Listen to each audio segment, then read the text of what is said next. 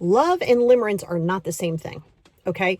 And we're going to unbox a little bit of that. There's also an amazing book that was written in 1979 that is still very valid today, many years later. It's called Love and Limerence. So if you want to explore this further, highly recommend that you get the book.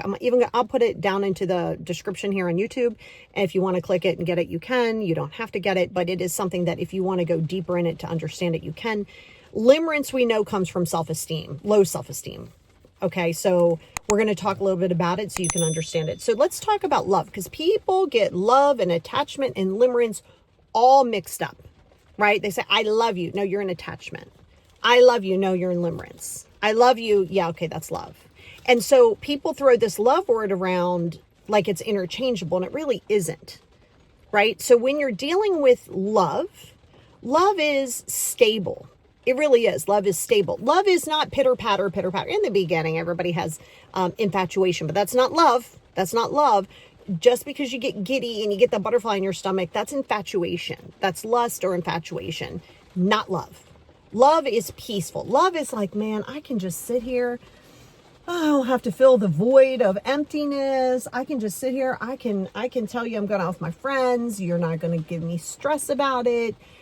You want me to grow, even if you maybe aren't going to be a part of that part of my growth journey. Like maybe it's a job that you're doing, or maybe it's a hobby that you pick up. They don't have to be with you 24/7. You want to see them win. And maybe that means that they're not going to win with you in their life, but you love them. Love is autonomous. Love is, I want you to have your individuality. Love is, I trust this relationship. Love is also, I don't expect this relationship to go to the end of time. If it does, great. And if it doesn't, sad, but okay. See, you can't sit there and keep saying, I want this forever, forever, forever, forever. You got to stop doing that. That's attachment. That is attachment. Connection is different. Connection is, wow, I hope that this lasts forever. But you know what? If it doesn't, I can't control it. And I'm not going to change myself to try to make that happen. Enter limerence. Okay? Limerence is where you like somebody. Okay, let's say early in a relationship, you guys go out on a date, one date, or maybe you haven't even gotten that far, but for this case, we're going to say one date. And you're like, wow, we really vibe with that person. I like that person a lot. And okay, now you start you're sitting at a restaurant, and the person that you're on a date with looks and sees somebody's hair blonde, and your hair's my color, like a dark brown or whatever. And they go, wow, I really love blonde hair. That looks really good on them. Well, now 2 days later, you're going and you're coloring your hair blonde. Why? Why? If you want to do it for you, fine, but don't do it for that.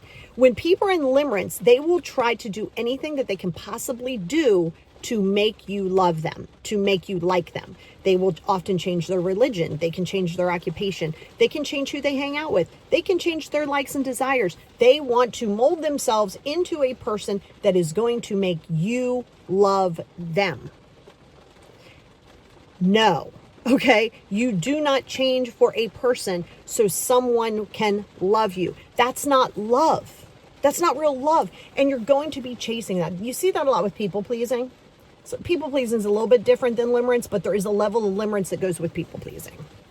There just is, right? So when you're always trying to make someone happy, you're always trying to make them love you. You're trying to make them accept you because you're putting your approval on them. Love says, man, I'm solid with who I am. I am going to go hang out with my girlfriends. You know, I want you to go have a good time with your guy friends or whatever, whomever you're dating. I want you to have a good time. You're not necessarily clocking where they are all the time. You're not worried. Now that goes into attachment. Now we're going into past limerence and past love. We're going into attachment. Okay, so attachment's different. I have an entire attachment series here on YouTube. So just go back to the playlist, look up the attachment series. But it's so important that you understand it because a lot of what you think is love is not. Because love means I enjoy having you in my life, but my life doesn't stop because you're not in my life. It'll be sad. I'll process it and I got to let it go. But I'm not going to hold on to it because I feel like that's going to make me whole. That's limerence and it's attachment. Attachment and limerence can go hand in hand a lot more. Love isn't going to go into any level of attachment outside of secure attachment. So secure attachment and love, I guess, can go hand in hand. But anxious or avoidant or disorganized attachment is going to go pretty closely with limerence. So you have to ask yourself, and by the way, this doesn't just have to be romantic relationships. It's predominantly in romantic relationships, but this could be any part of your people pleasing. I want you to like me, and I know that you don't like when I wear this brown shirt, so I'm never going to wear this brown shirt. Why? Do you like the brown shirt? Wear the brown shirt. So a lot of times when you're asking yourself, when you're saying, I love this person, I see this a lot in actually my profession with my clients who maybe come to me early on and they're trying to get through some attachments or some limerence or something like that, is they'll say, but I like that person. Okay. But like I want to be with that person. Okay. But they don't want to be with you. Yeah, but I want them to. Now we're getting into attachment / limerence. So now they're like, yeah, and I know that they like volleyball. I don't know why that came in my head. I know they like volleyball. So now I've started playing volleyball. Why? You're not even sports oriented. You don't even like sports. Now you're doing volleyball? So that's why you want to look at some of your actions, but also look at the people you have in your life. Because sometimes you are going to allow yourself to feel pressured to be a certain way with this person or to say certain things with this person because you're too worried about how they're going to feel. But the reality is as you're going through this love thing, you're going to have self-love. So self-love means that you're going to protect your peace and you're not going to expect someone to change for you.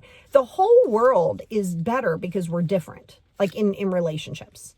Most of us, probably myself included, probably wouldn't date us. Like we probably wouldn't want to live with us. It doesn't mean that we don't like each other.